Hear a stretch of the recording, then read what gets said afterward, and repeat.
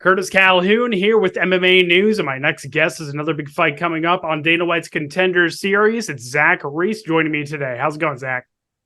Doing good, Curtis. Thanks for having me.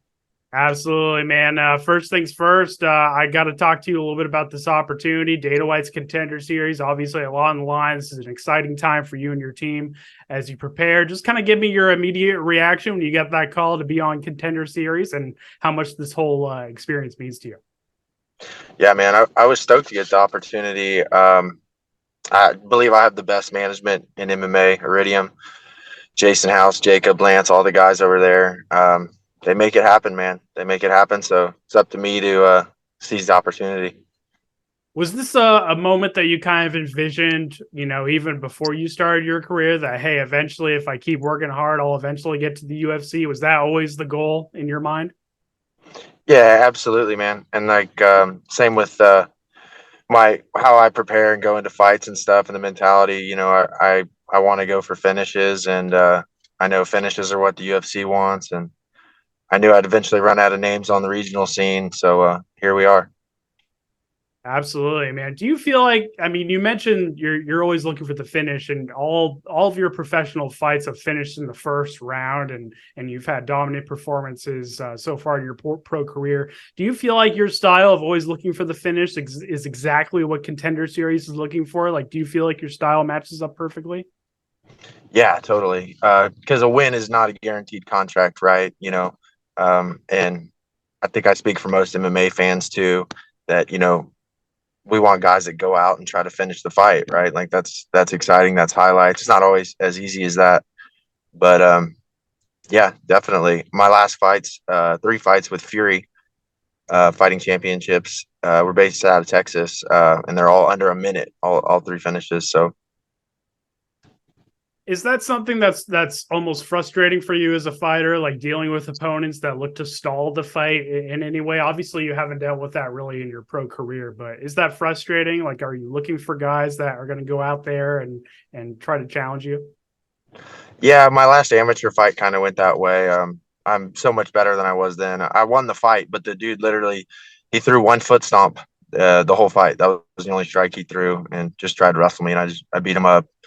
So yeah, I mean, honestly, if that was my style of fighting, I wouldn't even bother fighting. I'd go do something else. But Absolutely, and I got to ask you. Obviously, Eli Aronov is another solid prospect, really tough guy, interesting style too. What do you know about him? Like, what do you know about the stylistic matchup, and or are you more focused on what you can do and what you can control? I definitely focus more on myself because it's all about getting better every day. And my goal is not to get to the UFC. My goal is to stay in the UFC, make a living in the UFC. Um, yeah, I know Eli's a good grappler. I mean, he's a well-rounded fighter. He's um, physically solid, great grappling. His striking, he's working on it. So yeah, I'm really excited. Do you feel like that's almost like kind of a trap that some fighters get into? Like, not like they just say, I want to get to the UFC, but once they get there, they don't really know how to, almost be like a sustainable product in the UFC per se, like, and have that longevity in that future. Yeah, I mean it's so competitive too, right? Um, and I know I'm gonna run into guys where I'm not finishing them in a minute, and that's why too I focus so much on cardio and being prepared to knock through that top 15, top 10, top 5. Absolutely, man. And I want to talk to you a little bit about your career, man, because you've had a really interesting career. You fell in your amateur debut, then won 3 in a row on the amateur scene, now 5-0 on the pro scene. Yeah. I want to ask you a little bit about your journey, like bouncing back from that first loss in your amateur debut to now. Like, what are some of the biggest ways that you feel like you've grown as a person, a fighter since then? Oh man, it was so long ago. So yeah, I mean just the difference from a boy to a man, my life's had ups and downs and everything in between. Now I have a baby and I'm married, and yeah, I mean just a boy to a man, that was my life's just completely different. Do you feel like becoming a father has almost changed you as a fighter too, like knowing like what you're providing for and what you're fighting for at the end of the day? Yeah, it's 100% changed me. It's definitely the greatest thing to happen to me. Um, you're a lot more mindful of yourself too, right? And you know, when you're 20 something years old, you don't think about 30, but now I'm thinking about 50 and 60, and um, just setting an example for my daughter, and being a hard worker and a good man and an honest man. And then looking at your amateur career, you had that debut against Kevin Holland, and then there was a 5-year gap until your next fight, I think, according to Tapology. I mean, can you talk to me a little bit about that? Like, were you dealing with injuries, or what were the reasons No, for I was the always training. cancellations? Sorry. Yeah, I was always training. I just didn't, I had so many fights fall through Mhm.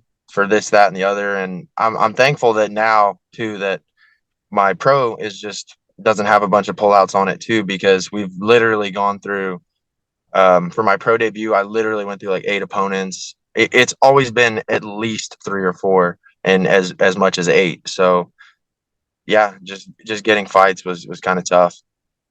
And do you feel like you made your pro debut at the perfect time of your life? You know, when obviously you've matured more after your amateur career and since your debut and all that. Like, do you feel like you made your transition to the pros at the perfect time in your life? I do, just my mindset is, and I think that's critical too. We all know guys as fighters that, they're really great in the gym, Mhm. and then they're not able to translate those performances um, in the fights. And that language, that conversation that, you speak to yourself is so powerful and so critical. And yeah, I think you have to have it to be successful. What have you kind of learned about taking care of your mental health and the mental side of fighting just in general? Like, what are some things that you do to take care of that aspect of your life and your game? I try to be present, and enjoy moments. And I think, it's super hard to do nowadays, especially we have phones, and we're like overstimulated with all that's going on in the world. But I really try to enjoy, every little dinner I have with my family, every training session with my, teammates and my friends. And I really just appreciate the day. And I don't take any, I try not to, it's not perfect, but I try not to take anything for granted. Do you feel like having that work life balance as up and coming fighter is essential? Obviously, not just focusing on training in the gym and all that, but having that nice balance throughout the week. Yeah, absolutely. So what I do for money, I work in the oil field, and I'll work 2, 3, 4 months, as much as I can, or 5 months, as much as I can, save up my money, and then I take time off for my fight camps and do it like a true pro. So yeah, the work life balance is tough, but I'm hoping that I can just focus on fighting from now on. I'm gonna get this contract August 22nd, and start stacking up some bonuses. How did you first get into fighting? Like, when did this become a passion of yours? Like, did you watch fights growing up, or were you introduced to martial arts at a young age? Like, how did this all come about? Yeah, just watching YouTube, man. I thought it was cool, And when I was younger, I was kind of scared of fighting, so I was like, why not just dive headfirst into it? But yeah, I remember watching like Fedor, and Fedor highlights, really. Like, he's my favorite fighter of all time. Um, but yeah, I regret that I could never. That I was born too late to fight in the Pride days, because some wild fights. No doubt about it, man. And what was like kind of that moment where fighting became a passion for you? Like, what was that moment in your early part of your career when you realized, like, hey, like I'm pretty good at this. Like, I can go pro eventually and make a long term future for myself. Yeah, it's like kind of my passion has kind of never waned on it, And then when I'm at work, and I'm just thinking about fighting constantly, and yeah, it's something in me that is just it's hard to put words to it. But yeah, it's from watching Mayhem Miller get jumped by the scrap pack in high school to, like, I mean, just so many of my like fun memories with my friends are just sitting around watching fights or training. So And then a couple more questions from me, man. Once again, I really do appreciate the time, and no, thank it's you, it's man. great to meet you, great to chat with you. I want to get your thoughts on your style. Like, how would you summarize your style to UFC fans that are getting ready to watch Contender series that may or may not have watched your career so far? Like, how would you summarize your style to the casual fan per se? My nickname is Savage, and like that's a perfect description for it, man. I'm coming for blood, coming for finishes. Yeah, and that's why I hope my story and my fighting style resonates with fans and makes for some must see TV. Absolutely. And last question for me, what's your message to Dana White? What kind of fight can he expect on the 22nd? And what kind of fighter is he getting when he gets ready to watch cage side? Dana can prepare to watch a absolute brutal attitude and performance, and yeah, I'm coming for that contract. Absolutely. Well, Zach, it was great to meet you. Great to chat with you. Before we wrap things up here, I'll give it the final word to shout out your team, any sponsors you're working with, all that good stuff. I'll give it the final word. Yeah, appreciate that. Yeah, I train at War Training Center.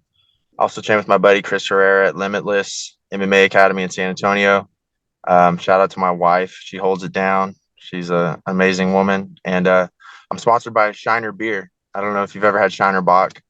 It is the finest beverage in Texas, maybe in the United States. So, yeah, I love the support I have from everybody. Absolutely. Well, Zach, it was great to meet you. Great to chat with you. I appreciate the time so close to the fight, and all the best with these final few days of camp. And I'm sure we'll chat again soon, man. Thank you so much. Awesome. Appreciate it, Curtis.